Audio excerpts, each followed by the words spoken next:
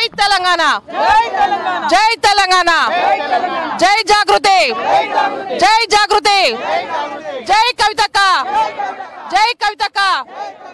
ఈరోజు గ్రూప్ 1 పరీక్షను వెంటనే రద్దు చేయాలని చెప్పి గ్రూప్ 1 విద్యార్థులకు జరిగినటువంటి అన్యాయాన్ని వ్యతిరేకిస్తూ ఈరోజు గన్ పార్క్ దగ్గర విద్యార్థుల కోసం తెలంగాణ జాగృతి వ్యవస్థాపక అధ్యక్షురాలైనటువంటి శ్రీమతి కల్వకుంట్ల కవితక్క గారు నిరసన వ్యక్తం చేయడం జరుగుతుంది.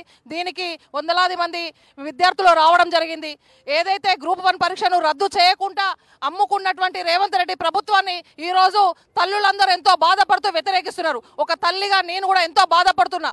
ఎందుకంటే గ్రామీణ ప్రాంతంలో ఉన్నటువంటి తల్లులు కూళ్లు చేసుకొని తండ్రులు అప్పులు చేసి పిల్లలను హైదరాబాద్ లో ఉంచి వాళ్ళు పరీక్షలకు ప్రిపేర్ అవుతుంటే వాళ్ళకి డబ్బులు పంపిస్తున్నా కొడుకు రేపో మాపో ఉద్యోగం వస్తే మేము మంచిగా సుఖపడతామని చెప్పేసి మా అప్పులు తీరిపోతాయని చెప్పేసి నా కొడుకులకు నా బిడ్డలకు పెళ్లిళ్ళు చేయాలని చెప్పేసి తల్లులు ఎంతో ఎదురు చూస్తున్నారు. కానీ ఈ రోజు పరీక్ష ఫలితాలను చూసుకున్నట్లయితే కొంతమందికి మాత్రం వచ్చేసి వారికి ఎవరికైతే డబ్బులు ఇస్తారో వాళ్లకు కుటుంబ సభ్యులకు సంబంధించి కుటుంబ సభ్యులకు ఉద్యోగాలను అమ్ముకోవడం, మరీ ముఖ్యంగా ఆంధ్రాకు సంబంధించినటువంటి విద్యార్థులకు ఉద్యోగాలు ఇచ్చేసి తెలంగాణ అమరులైనటువంటి విద్యార్థులకు అన్యాయం చేసినట్టుగా వాళ్ళ గుర్తుగా కన్నా కనీసం తెలంగాణ విద్యార్థులకు ఉద్యోగం ఇవ్వకుండా తెలంగాణ విద్యార్థులకు అన్యాయం చేసినందుకు ఎంతో మంది తల్లుల ఉసురు దాకి రేవంత్ రెడ్డి గారి పరిపాలన మధ్యలోనే అధాపాతం తొక్కుతుందని చెప్పేసి ఒక తల్లిగా కూడా ఈ రోజు ఆవేదన వ్యక్తం చేయడం జరుగుతున్నది.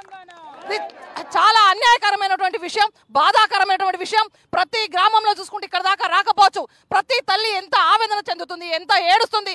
తన కొడుకు ఇక ఉద్యోగం రాదు కావచ్చు, తన కొడుకు కూతురికి ఇక ఉద్యోగం రాదు కావచ్చు. మా పరిస్థితులేంది, మా కుటుంబాలేంది, ఎంతో మంది ఆత్మహత్య చేసుకోవడానికి కూడా వెనుకాడని పరిస్థితుల్లో ఈ రోజు ప్రతి తల్లిదండ్రి ఉండరు. దాన్ని రేవంత్ రెడ్డి గమనించి వెంటనే దాన్ని రద్దు చేసి మళ్ళీ విద్యార్థులందరితో కూడా కూర్చొని మాట్లాడి తెలుగులో పరీక్ష రాసినటువంటి విద్యార్థులు కూడా వాళ్ళకు ప్రాముఖ్యత కల్పిస్తేనే బాగుంటది. లేకపోతే మాత్రం విద్యార్థులందరూ కవితక్క గారి నాయకత్వంలో తెలంగాణ జాగృతి ఆధ్వర్యంలో రాబోయే రోజుల్లో పెద్ద ఎత్తున ఖచ్చితంగా పోరాటం చేస్తాం. ఆ పోరాటానికి విద్యార్థులు తెలంగాణ జాగృతులందరూ నాయకులందరూ కూడా సిద్ధమై ఉండాలి.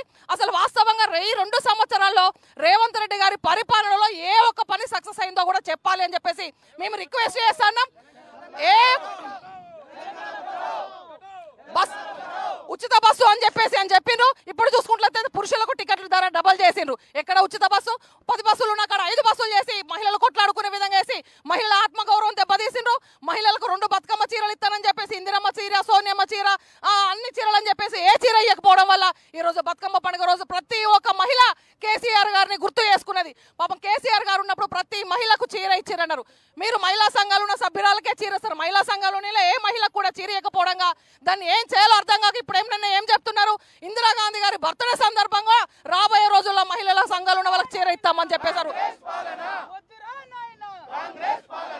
కనీసం మహిళకు ఒక చీర కూడా ఇయ్యలేనటువంటి అన్యాయమైనటువంటి ఈ ప్రభుత్వం, ఈ కాంగ్రెస్ ప్రభుత్వం, ఈ రేవంత్ రెడ్డి ప్రభుత్వం వెంటనే దిగిపోతే కూడా మంచిదనిపేసి తెలంగాణ పరువు తీస్తాడు. పక్క రాష్ట్రాల దగ్గర తెలంగాణను తాకట్టు పెట్టి కేవలం ఆయన సొమ్మును మూట కట్టుకొని ఆయన వేల కోట్లు లక్షల కోట్ల ఆస్తి సంపాదించు కోసం బ్రతుకు ఆలోచిస్తుండే తప్ప ప్రజల పరిపాలన కోసం ఏ విధంగా ఆలోచిస్తలేడు. ముఖ్యమంత్రి కానీ ఇతర మంత్రులు కానీ ఆలోచిస్తలేరు. తెలంగాణ రాష్ట్రంలో ఈ ముఖ్యమంత్రి చాలా సిగ్గుగా భావిస్తున్నా. కాబట్టి వెంటనే మీరు రాజీనామా చేస్తారా లేదంటే గ్రూప్ 1 విద్యార్థులకు న్యాయం చేస్తారా? ఏదో ఒకటి తేల్చాలని చెప్పేసి తెలియజేస్తున్నాం. జై తెలంగాణ, జై తెలంగాణ.